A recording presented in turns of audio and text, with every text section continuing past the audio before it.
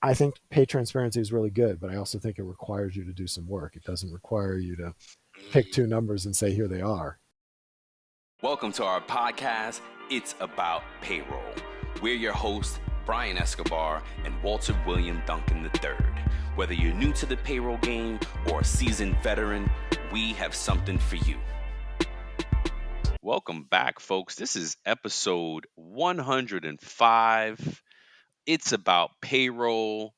We have a guest today. We're privileged to host a distinguished expert in human capital management, renowned for his prowess in labor relations, organizational development, human resource best practices. With a wealth of experience in leading multiple departments, our guest excels in collective bargaining, change management, and continuous feedback systems. His specialty includes supervisory training, risk management, HRIS implementation, showcasing a comprehensive skill set of crucial navigating the complexities of modern HR. Join us today as we delve into their insights and strategies, sure to inspire and inform our audience of the nuances of effective human resource management.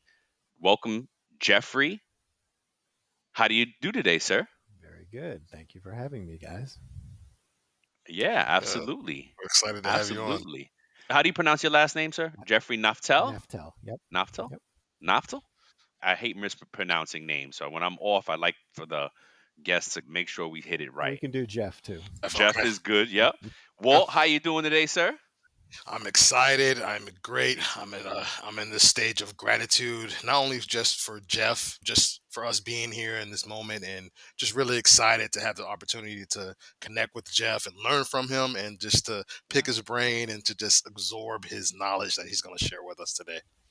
How about you? Agreed. Agreed. The same here. Like I said, we were just talking about food, and I get St. Patty's Day. Happy St. Patty's Day to everybody. This will post next Sunday, but hey, we're recording on St. Patty's Day, and I got my corned beef brisket in the slow cooker, and I'm starting to smell it now, and it's now I'm hungry. But before that, yeah, Jeffrey, tell us a little about what attracted you to HR. How'd you get into HR? Backwards. So I started Oh, out, really? yeah, so I started out many years ago doing banking. And when banking changed and became more of a sales kind of job, I left and went Oh, to work for yeah. Florida, Dade County, and got into their personnel management department. And it just went from there. I had a supervisor there that said, "You're wasting yourself, go get your master's." So I did that. And then I stayed in local government management, but I kept winding up in places that needed HR help. So I kept doing HR as my side thing with those local governments, and eventually decided that it was much more fun to do HR than to deal with 5 or 7 council members who could have all kinds of different things that they wanted all at the same time. So I Yeah, jumped I out of bet. that and into basically into nonprofits and HR work, and that's where I am now. And I love HR. It's, as you can tell, I'm a generalist. I've done a little bit of everything, and HR is my thing. Awesome. I feel like a good HR person has to do a little bit of everything, right? To really get the full scope of things. I'm in myself in that same boat where I came up in payroll, always reported to HR, absorbed, and then now in the last 5 to 10 years, I've been really been able to expand in HR. So I get it. I get it. Wow, that's awesome. What you gave us some many things to talk about today, and so the first one is unique benefits that can differentiate an employer. Can you Yeah. elaborate on that? Sure. You'd be hard pressed to find an employer right now that doesn't give health benefits, right? Health and vision and Mm-hmm. dental. Oh gosh, And yes. and Tension is the name of the game. and FSAs, flexible spending accounts, are pretty common, and there's lots of Yep. relatively common benefits. Even commuter benefits are common for people that are being Yep. asked to go back in the office.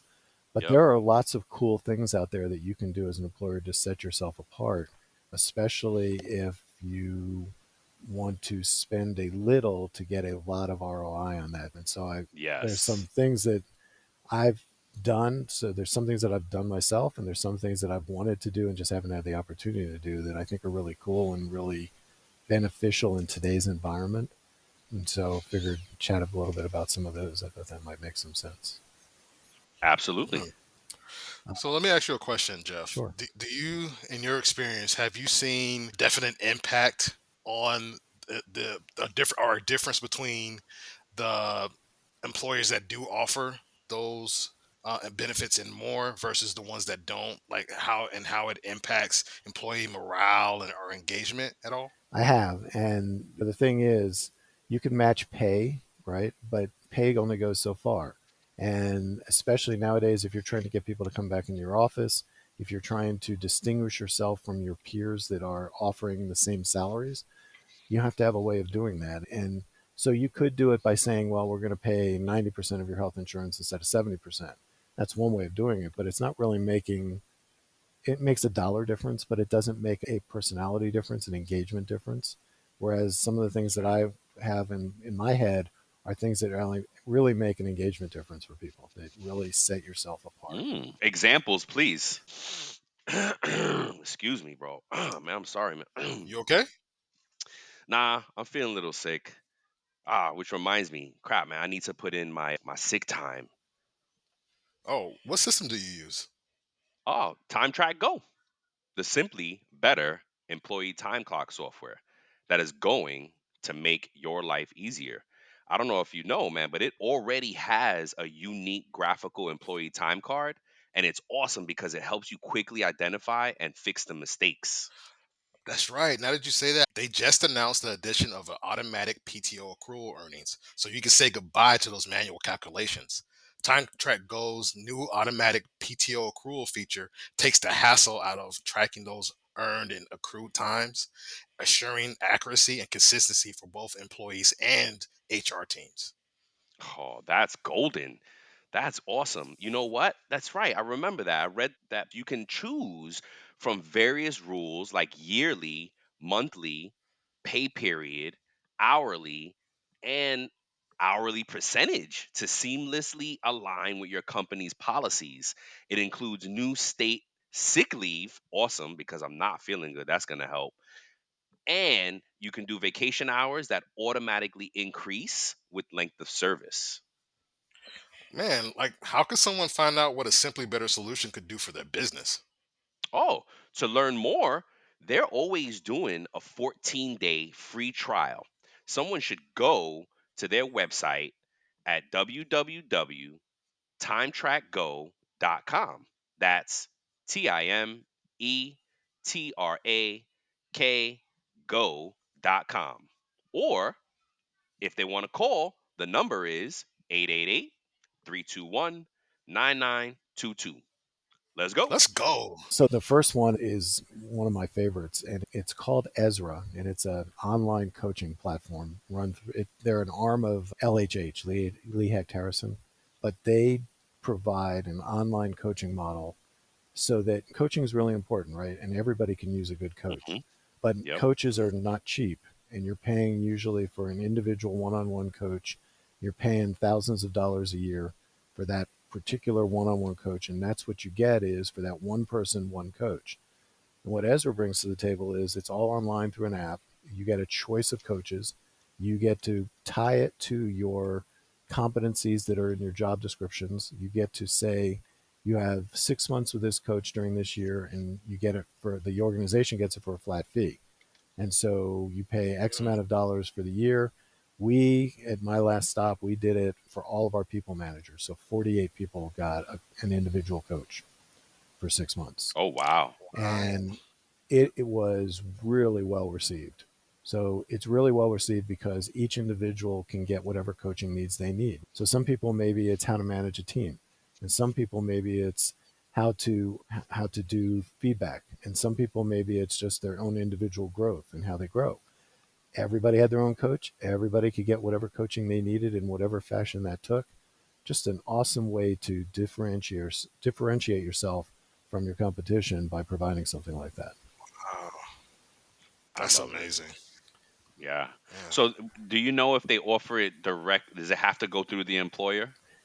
Ezra does, I believe, yes, because Okay. it's offered as a benefit package. And so you could, Ah, in theory, if you wanted to, you could charge the employee for it, but then you defeat the purpose of offering yeah, it coaching, defeats the purpose. right? See, Yes. So well, what we talk about on the show is investing in yourself. So I'm like, well, wait a minute. If my company can't give me this, how do I get it myself? Because I think that's an amazing tool. If they can make it affordable, right now, it opens up and I've been seeing this more really cool benefits, but they're only going through the employer.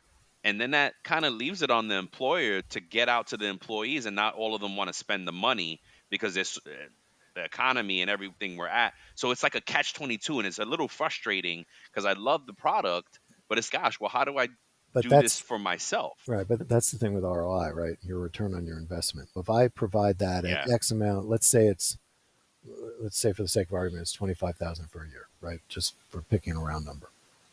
sure, yeah, yeah. If I'm keeping 3 employees who might have left me otherwise, I've more than saved that Hmm. money back by providing that. Absolutely, So turning around and being absolutely. able as an HR person to justify why the value of what you're getting is more than the value of what you would lose if you didn't do this for your people. That's really the trick here. And likewise with all the other things that are in my head. So another one, so people use LinkedIn Learning, right? Everybody uses LinkedIn Learning if you have Yep, a premium account. sure. But if you Yep, don't have a yep. premium account, meaning you're not paying whatever it is, 40 something, $50 a month, then you don't have access to LinkedIn Learning. But Yep. if you've got a Yes. learning management system, LinkedIn will tie to your learning management system. And then your employees get access to all of LinkedIn Learning's learning, like all No 10,000 way. Wow. pages. So in my Oh case, we had a wow. Cornerstone platform. We tied LinkedIn Learning to it. By being an employee of ours and having access to our learning management system, they had access to LinkedIn Learning. It's an extra benefit, Wow. right? Wow. And it saves them $50 a month, right? So it saves them what the math, $600 a year, right? By Yep. having Yes. it's a cool thing. You've got tons of learning. They got bite-sized learning. They got large learning, hours-long learning. Oh, I talk about LinkedIn Learning all the time. I love it. Yeah. Yeah, because So then it's, again, a really cheap way to invest in yourself. correct. And so that's what it does, right? For us is it not only provides us with having learning we can push out to employees, but it has learning that they can do if they want to self-develop. So it has a double whammy that you get for doing that. Wow. Yes. Uh, Yes. Another one that's What else actually you got? another getting more common is student loan support. It's actually financial support targeted to people with student loans.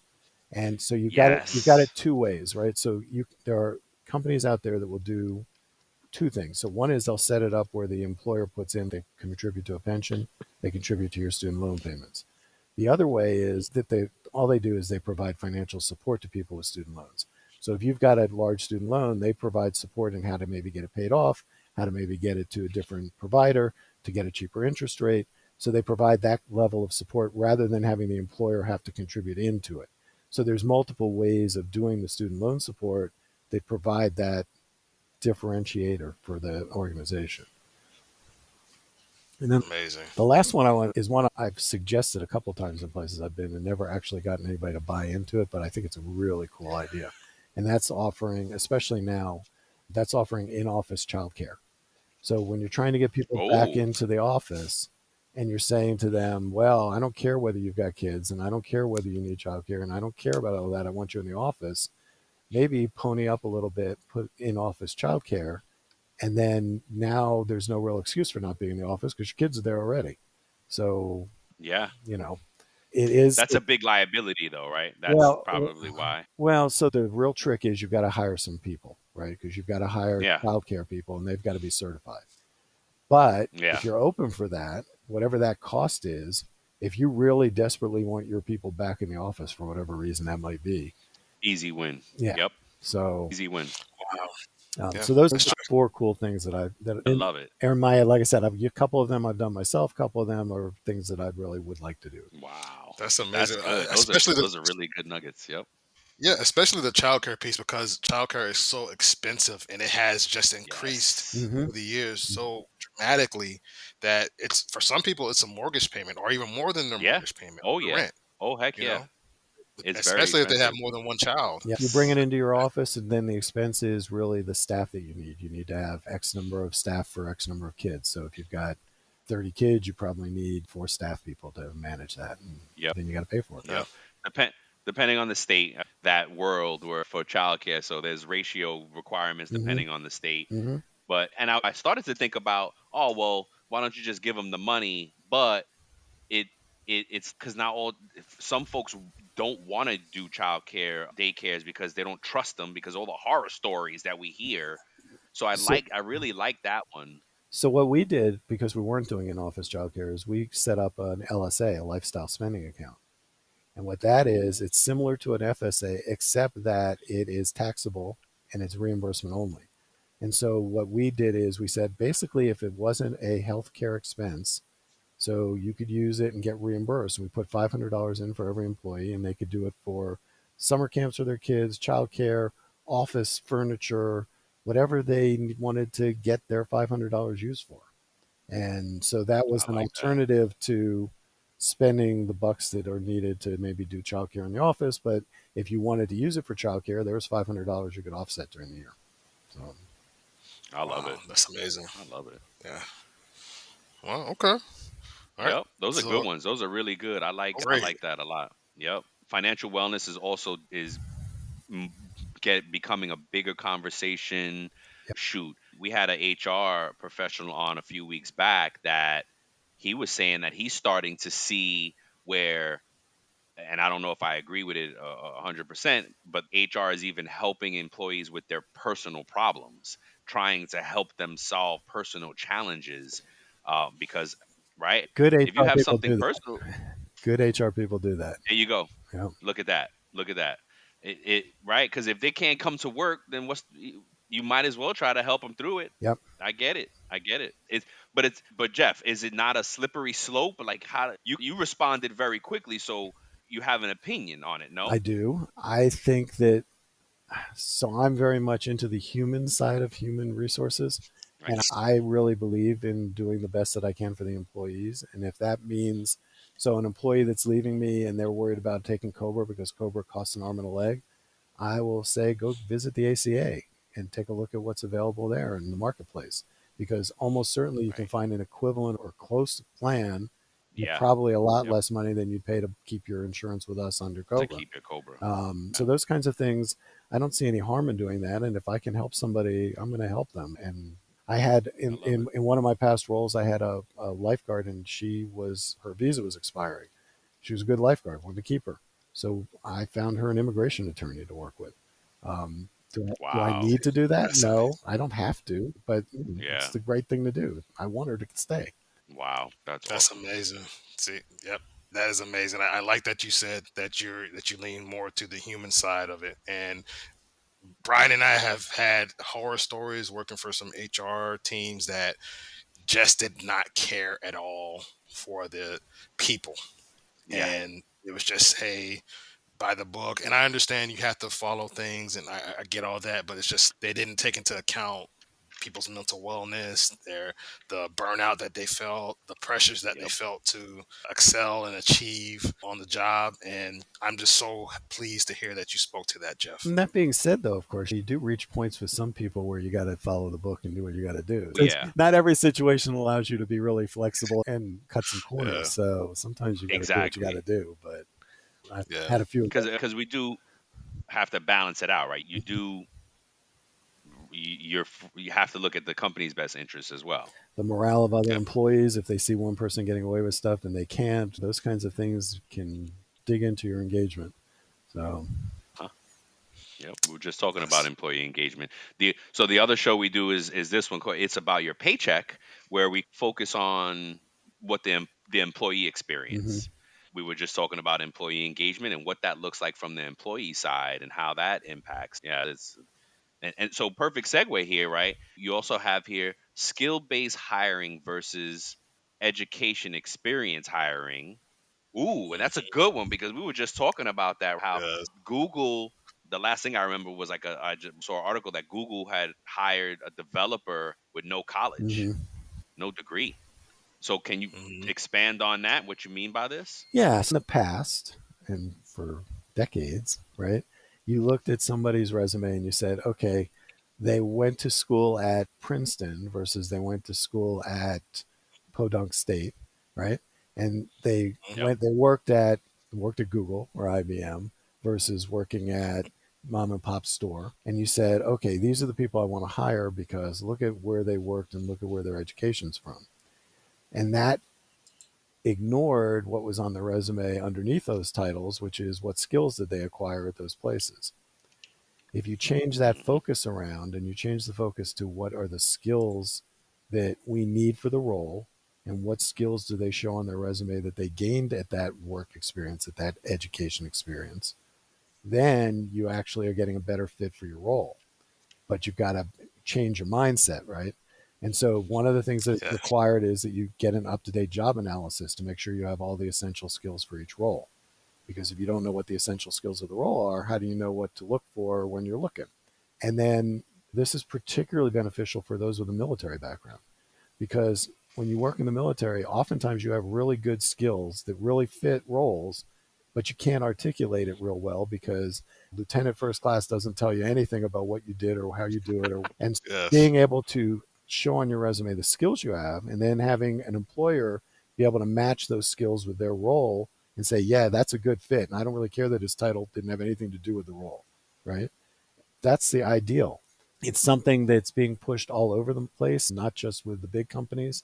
Sherm is also a proponent of that skills hiring versus, and what from Sherm's perspective, that is another positive, which is second chance people, second chance employees. They have Hmm. skills that they may have acquired in those skills may not show in the way of job titles, especially if maybe they serve time in jail and then they're coming out of there with Hmm. a skill, but that skill isn't recognizable from a job title. Prisoner 105 doesn't give you a Yeah. job title, right? But you Yep. come out, you Hmm. still got a skill. If I can match that skill to a role, I can get you a job. So, Yep. there's a lot of value to not focusing so much on where you went to school and where you've worked, the titles of the places you've worked, not the necessarily the place, right? I'm in nonprofits, and if I see somebody that's worked in a nonprofit, that's good. But it doesn't necessarily mean that I need a top of the line nonprofit or a 1,000 employee nonprofit. I'm a 50 employee nonprofit with no name that I've ever heard of might be good too, depending on what skills I acquire, Yeah. Yeah. right? So That's right. Yeah. Wow. It's amazing. Yeah. Okay, so one of the things that we say, and I wonder how you feel about this statement, Jeff, that you, I don't know if it ties into this topic, but if you can hire for attitude and you can teach the skill, this is true. right? So that's okay. So you agree with that statement? Yeah. Okay. But Yeah. again, if you've done, so I'm hiring for attitude, right? I want the person that wants to work for me. I want the person that's Yes. gung ho about coming to work in my role and my organization. That being said, though, Hmm. if I can look and see that they've got the skill set because of the other places they've worked, then I know that they've got the attitude and the skills, and I don't have to do any training, as opposed to that Yep. second person that has the attitude but doesn't have the skills, which is as opposed to the Right. third person that doesn't have the attitude or the skills. Right? Yeah. Get that out of the way. It's all, yeah, it's relative to what you're ready to do because training is tough. And if you're not ready to train them or at the time or the resource to train them, then you need both, right? Training is resources, Hmm. training is time. And so if I've got a Yep. role that needs to be filled and I have to bring somebody in and train them in those skills, yes, I can do that, but I'm losing a month, 2 months, 6 months trying to get them up to speed. Yes. Whereas if I can bring Yep. somebody in that has the skills and the attitude, I've got Yes. somebody that can Yes. jump in with a Hitting the few ground clicks. running. That's right. Yeah. I like to think I'm that kind of person when I get to a role that I come in and I know what I'm doing and I just need to get in there and do it. Heck yeah. Yes. Heck yeah. Likewise. And it's funny you bring up the military. Walter actually did payroll in the military, chose that job, Hmm. and came out, hit the ground running, already had payroll experience. Like, if we hear his origin story, he just had to adjust to the civilian piece of it, right? Well, Yes. Exactly. But yeah. your title when you came out of the military wasn't probably payroll, was it? No, it was dispersing clerk, and that doesn't. But that's the point, right? You had the skills, and if somebody was smart enough to see you had the skills and put you to work using those skills, as opposed to saying, Yes. "Oh God, he's a disbursement clerk, and I don't have a job for a disbursement clerk." I don't know what that Yeah. is. Yeah. So Yeah. yeah, you got lucky because you got somebody that actually saw the skill set. So that's a good thing. That is a good thing. Yes. Wow. Before we move into your last, I'm really compelled to ask you this. Oh, I get. What stands out the most to you in your career at this point as far as HR? Is there just one thing that like, wow, I wish, or anything at all? I say all the time right now that I want to be in a place where they value what I bring to the table, right? Where they value what HR brings to the table. And that's Yes. because too many times people above think they know HR better than the HR people know HR.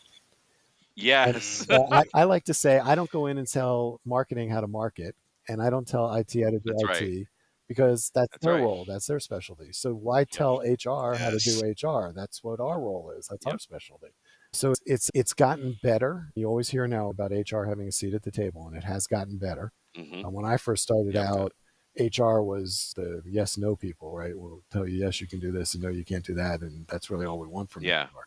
It's gotten Yeah. significantly better, way better. But still, you run into situations where the people above think that they know HR better than you. So your job then is to Yep. tell them, look, I'm giving you my professional opinion. You shouldn't probably do this. If you choose to do Yep. it, that the consequences are At your yours. That's risk. right. Yeah. So Yeah. That's Yes. right. Proceed at your own. Now let me ask you this: what do you think about HR being rebranded as people operations? Do you agree, or you smiling? You haven't thought about this. I know you. I'm old school, but and you know what? I is there a big difference between people and humans? I don't think so. No. Right? It's No. a way of getting out of the HR moniker, I think, which has got some negative connotations for some people. But um, I think the idea was that human resources treats people like a commodity, resources. Right. And people Exactly. operations is about how we're operating with people. So I'm okay with Yeah. that as a concept. Okay. But my thing is HR is HR is HR, right? Doesn't matter what you're doing, Yeah. doesn't matter where you're doing it, doesn't matter how Yep. old you are doing it. HR is HR. So if you want to call it people operations, if you want to call it talent and culture, if you want to call it whatever you want to call it is cool. Right. I Right. like what I do. HR is HR, so it's fine. You can. Uh, Right. I've been called worse. That's what I tell people. I've been called worse. And I have, yes. exactly. I've dealt with unions throughout my career, so yeah, I've definitely been called worse. Ah. Oh, So yes, Yeah. I'm sure Oh of it. gosh. Yes. Oh my gosh, the union experience. you want to Yes. you So want to wait, hear a have you funny had you want to hear a have funny union story? Just please? Yes, the fact. please. So we had one of the cities I worked at. We had a police union and a fire union, and the fire union and the police union were negotiating a contract, and they felt like the mayor of the city was the one that was holding up their contract. So they decided to fly a plane with a banner over the city denouncing the mayor daily for a while. Oh my Yes, god. okay, so they got their message across, right? Because the public was seeing that. But the mayor really, Wow. he's one person. It's the council that's the one that makes the call. It's not one person that makes that call, Oh my but it's gosh. just entertaining. That's a lot. That's crazy. So it sounds like Wow. you've lived in the north and the south. Is that That's right? correct. Started out working in Florida and have worked my way back around north. I've been in South Carolina, Pennsylvania, Maryland, and now DC. Is it Only East nice? Coast? Have you been to the West Coast at Not all? working Not fun, working. for Okay. fun a couple times, but not working. So Sure, sure. So do you have a preference? Any drastic differences in the HR experience as it relates to North or South? I think the differences that I saw were related to local government and the fact that in the Okay. South, local government is not looked at as a profession anymore. So there's a lot of councils there that run it like a business, which is not what government is. They're Mm, not for profit. They're to provide services to the public and we're using taxpayer money. Right. So Yeah. that's where I see a big difference between local governments in the South versus local governments up north. From an Okay. HR perspective, again, HR is HR is HR. We do what we do. So No yeah. doubt. Got it. Nice. All right. So now, So go ahead. yeah. No, go ahead. No, go ahead.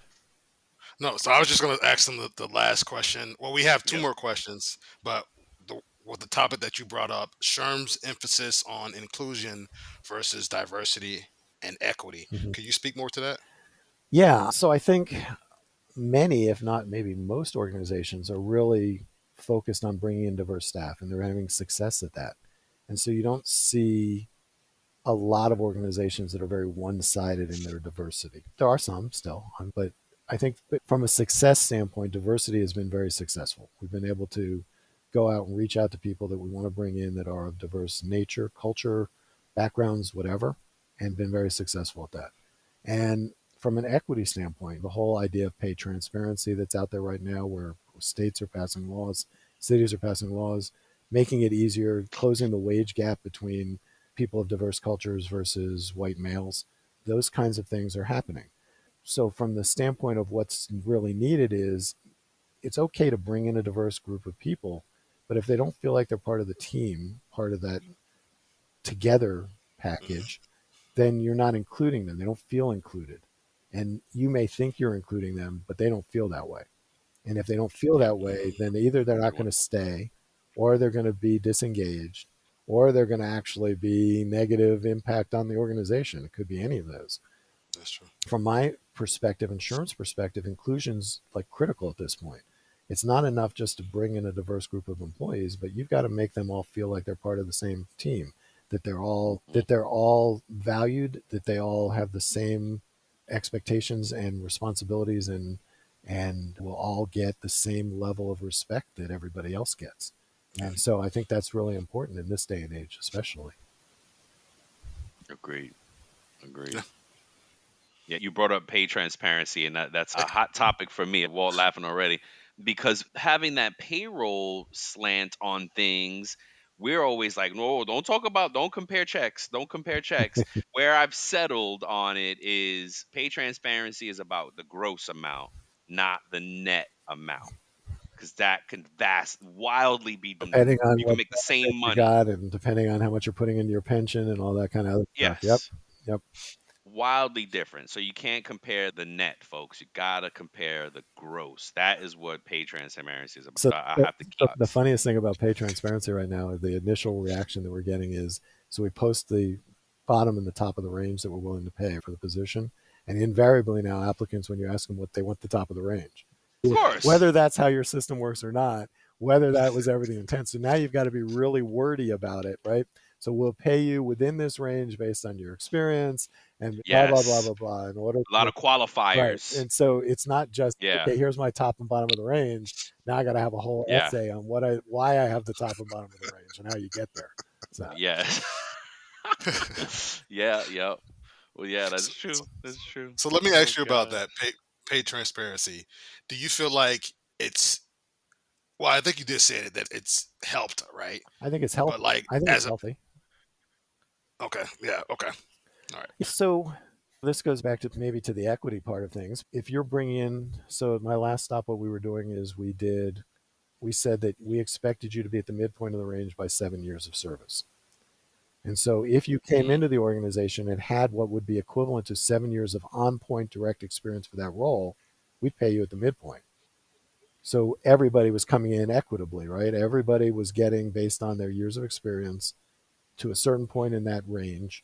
And that's where we brought you in. And the cap was the midpoint of the range so that there was still room to grow when you got in. But not everybody has setups like that, right? And if you don't have a setup yeah, like that and you just have a range, you say our range is X to Y, and you got to have a way of distinguishing why somebody's at X and somebody's at Y and somebody's in the middle at X plus, right? And so it, I think pay transparency is really good, but I also think it requires you to do some work. It doesn't require you to pick mm, two numbers and say, here they are. Right. Yes. yes, okay, okay, I like that. interesting. Man, this has been a fantastic talk with you. I've learned so much. You've dropped so Yes. much knowledge and so many nuggets. But before we conclude and ask you our final question, we have a segment that we call this or that. It's a game that we play with each of our guests. And so we're going to go ahead and play that with you right now. Mm-hmm. Brian, do you want to go first and I do the last four? Sure. Okay. All right. And you can. It's either or, both or neither, Okay. Yes. and why if it comes to mind. Okay. All right. So first one is pit beef or cotty. What is Kadi? I'm Oh, assuming a fish oh, cake. okay. Ah, okay. Pit beef for sure. I'm a meat guy. Not a I'm a meat seafood guy. fan. I'm a meat guy. My wife will tell you that. Got it. Oh, okay. Okay. Got it. Coffee or tea? If I have to, tea, but I do mainly water. Oh, Okay. okay. There you Okay. go. An an ebook or a real Oh, book? real book. Oh, I must have the paper in my hands. Definitely. Yeah, Oh yeah. Paper. yeah, I'm stuck on real books too. All right.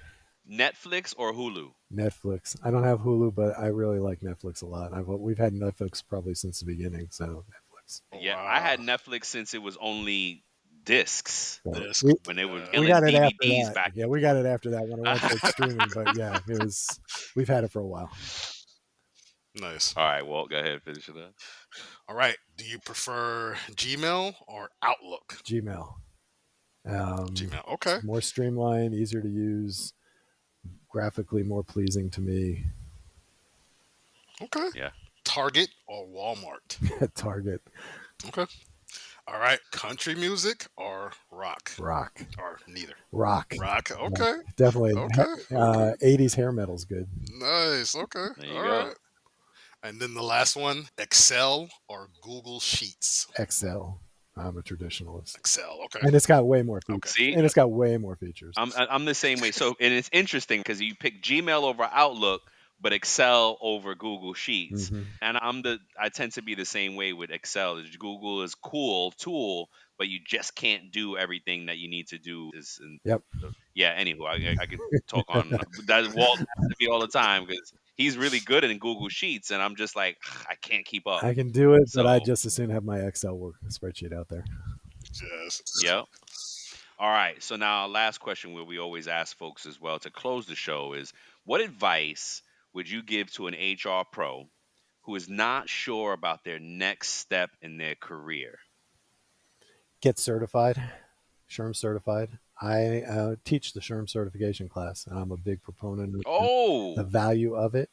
And I believe that what that does is twofold. It shows that you know what you know about all kinds of different areas of HR. But in addition, because you got to get recertified every 3 years with credits, continuing credits, it shows that you're you gotta current stay on it. on what you need, you're current on what you Yep. know. And if I go into and apply for a job and I've got a SHRM certification, that goes a long way towards showing that I know what I'm talking about. Amen. All right. And there's Man, two of that's them, awesome. right, Jeff? CP and an SCP. So senior certified professional is what I am, and then a certified professional is the lower level. In the lower level is the focus is really on kind of day-to-day activities, and the SCP, the focus is more on strategy and being a big picture thinker for HR. So Okay. Okay. Nice. I love it. Awesome. And I knew you taught. There was something about, I knew it. I knew it. I said that he's got a book or he teaches something. Yeah, I love it. I love it. Do you have a Who book yet? Yeah. no. you should write one. You should Who's write. got the time for I'd that? I read it. don't know.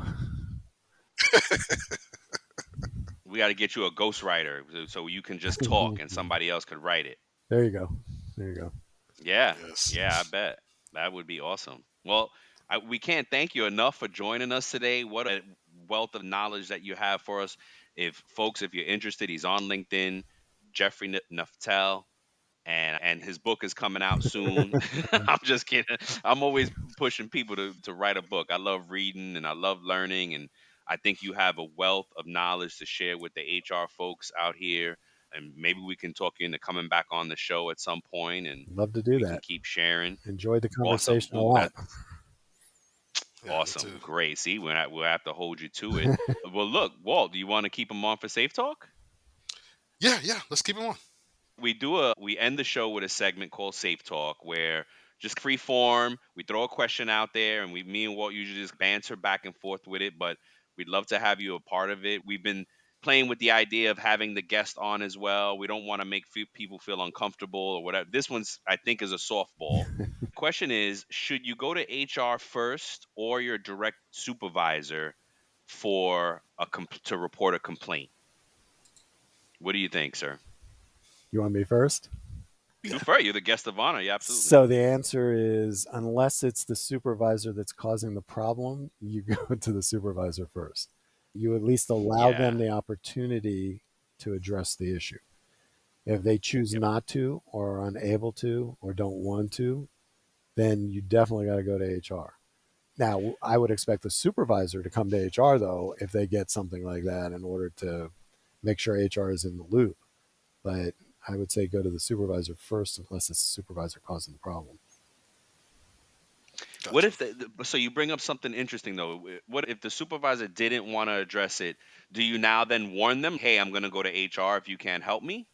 I think that should be an obvious no-brainer for them. I would say the employee should just go to HR. I don't think they have to tell them anything. If you go to your supervisor and your supervisor says I can't help you, you go to HR who can help you. They And should know. yeah, and the Should know. supervisor should expect that's going to happen.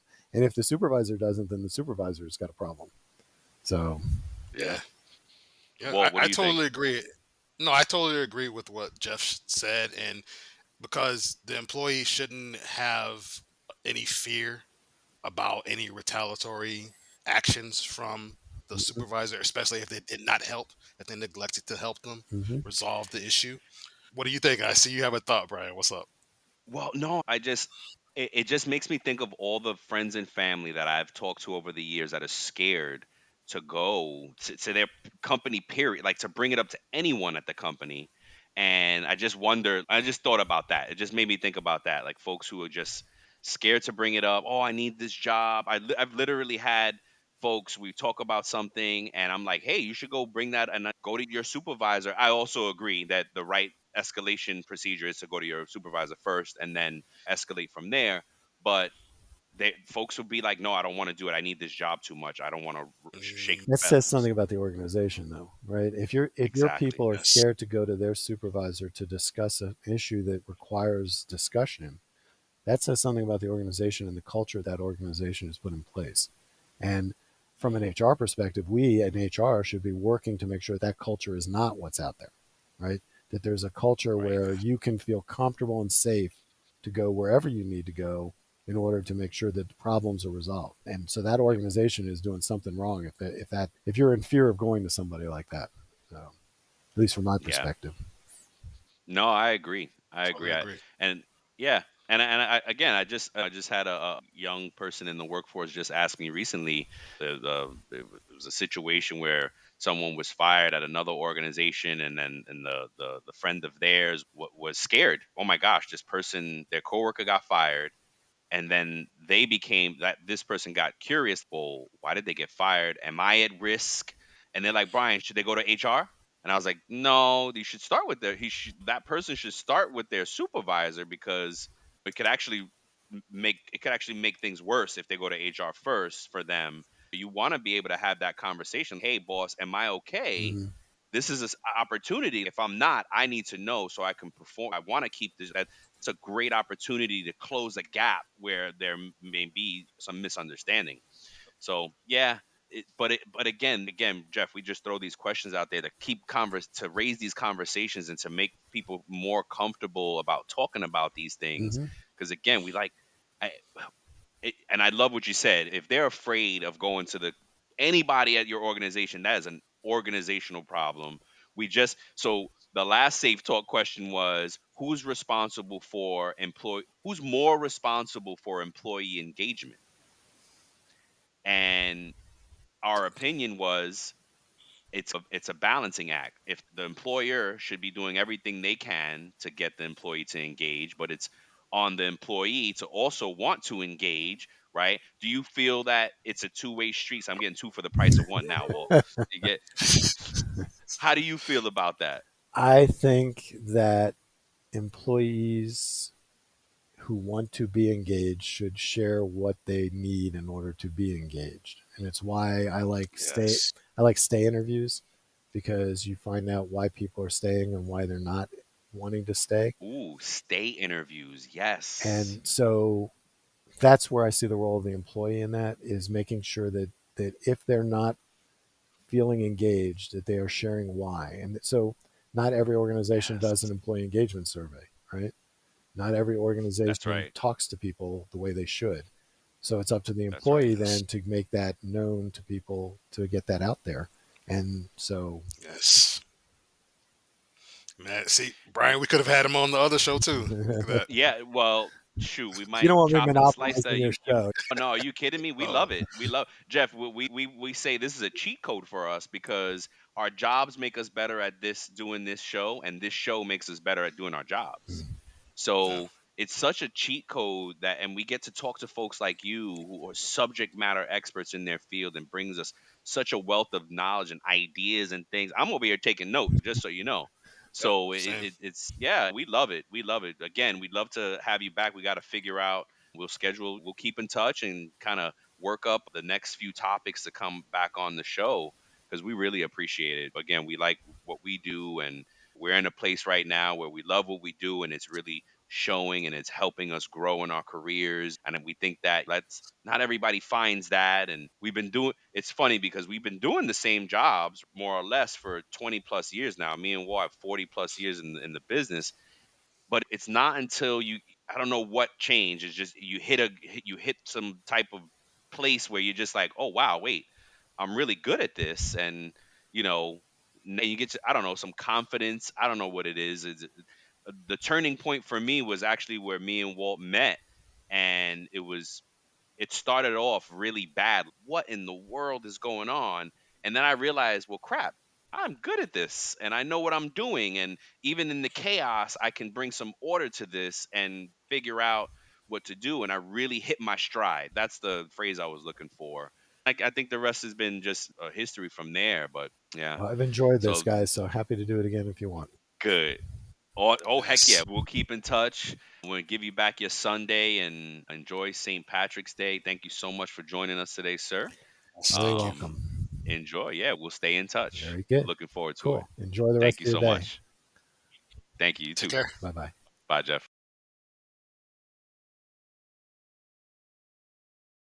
Before we sign off, here are a couple quick things.